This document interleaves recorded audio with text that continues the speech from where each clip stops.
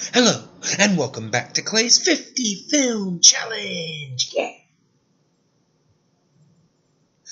My name is Clay Johnson, and today I am continuing my 50 Film Challenge with film number 15, Super, the last in Will's recommendation, so thank you once again, Will. So this film is from 2010. And it is described on Wikipedia as a superhero black comedy drama film. If that doesn't let you know how many clashing tones are going on in this film, I don't know what will. But it was written and directed by James Gunn, and it stars Rainn Wilson, Ellen Page, Liv Tyler, Kevin Bacon, and this film... I mean, I just finished watching it like maybe 20 minutes ago, and I'm still kind of thinking about how I feel about it. I will say, to its credit, it's not one of those films that you can just... it's not a popcorn film. It definitely makes you think. And I would say for the most part, it makes you think... in a good way about society and what is accepted and things like that. I would say ultimately it's kind of a commentary on the glamorization of violence. But before I get too far into it, like I said, is Super from 2010. Basically, the idea of the film is it is about a guy named Frank Darbo, played by Rainn Wilson, who basically just, he's a line cook, doesn't really seem to have a whole lot going in his life except for the fact that he has a beautiful wife, Sarah, played by Liv Tyler. Well, within the first 5 minutes, she leaves him for Kevin Bacon's character, Jacques. And the thing that's the most interesting about this film is it's basically, it is very real, serious subjects wrapped up in this absolute ridiculous exterior. Because, like I said, so she leaves Frank for Jacques, and we find out during the course of the film that she is actually a recovering addict of many sorts, I would say. And basically getting together with Frank was part of her rehab. Probably not the best idea, jumping into a marriage, after getting out of, addiction. But she did. She thought that Frank would help her, and ultimately she ended up leaving him for Jacques, who, for all intents and purposes, is a drug dealer. And so basically he decides, ultimately, after... it's not completely clear if these are just fantastical elements of the film or if Frank just has delusions, that basically he has been told by God to become a superhero, ultimately to save his wife. There's a really weird scene where basically his head is opened and his brain is touched by God. So, I mean... I'm going to assume, based on kind of what everything else that's going on in the film, that he's just delusional. But yeah, like I said, it's this superhero film, but it is not your typical superhero film. It is very gritty and very violent. But like I said, what I do like about the film is that it never glamorizes the violence. It's very gruesome and often very uncomfortable to watch.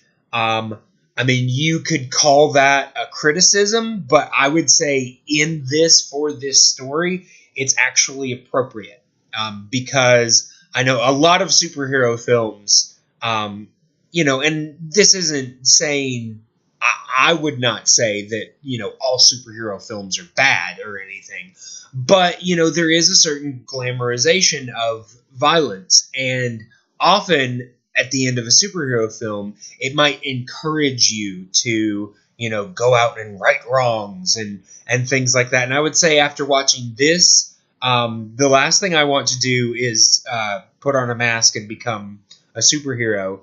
In fact, it does kind of point you towards the idea that there are better ways to help people and to solve problems.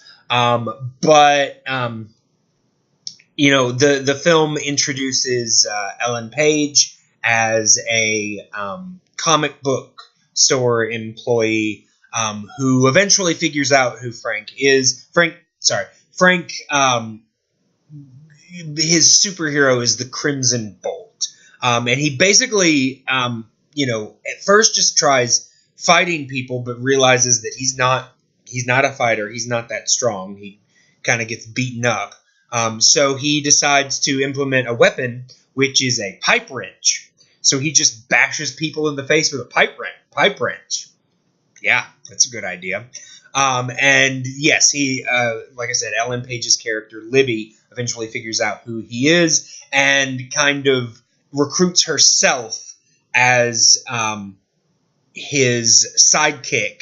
And she names herself Bolty. But like I said, I mean, this kind of goes back and forth between a comedy, between making the superhero action kind of, it's never cool. It's always kind of mundane and kind of shows what it would really look like if a person tried to be a superhero. But it goes back and forth between that silliness and then kind of attacks these really dark issues going on. Without going too much into detail, Ellen Page's character is deeply disturbed. She has some issues. She's very manic. The thing is, like, I know I'm all over the place. It's because I'm still kind of all over the place about this movie. But the thing is, ultimately, like, there were a lot of things that I really liked. Like I said, there was some really good commentary, but there were also, it asks a lot of questions. And some of them, it just kind of confronts you with and doesn't really say what it feels about it one way or the other. It just kind of lets it sit with you. And sometimes I think that can be good because it causes you to think about how you would, but honestly, sometimes the subject matter is just so uncomfortable that the movie needs to take a stance one way or the other. And it doesn't here on a couple of topics. So, yeah, while I would recommend this film, not for children, but I would recommend this film on a certain level. One thing that I do want to mention is that this film got a lot of criticism for being similar to Kick-Ass. Apparently, I think it came out like a year later. And there are a couple things you can say about that. One thing that was mentioned is the fact that, we don't criticize people for coming out with multitudes of crime films. Why should there be, criticism for, somebody else coming out with a real life superhero film? And ultimately, I would say that I prefer this version because, like I said, it's in your face. It never glamorizes the violence. It presents you with issues and never, colors its protagonist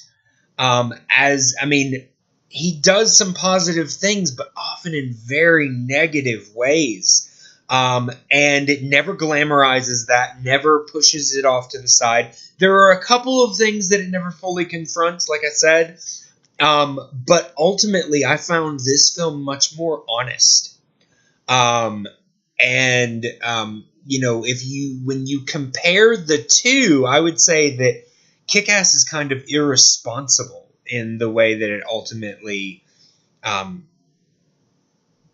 paints things, whereas this will not cause people to make the choices that are made in this film. But yeah, I mean, when I'm thinking about how I ultimately want to rate this film, I'm torn because, like I said, I feel like it's really interesting and very dynamic, but at the same time, I feel like this is one that's going to kind of marinate with me for a while, and will. I mean, I like it when films cause me to question and cause me to think, but I'm not ultimately sure where I land on this. There are there's equal possibility that I could ultimately end up loving this film and ultimately feeling like it just wasn't my cup of tea. So at this point, I feel like I have to give it a 2. And I am going to give it 2 pipe wrenches. Yeah.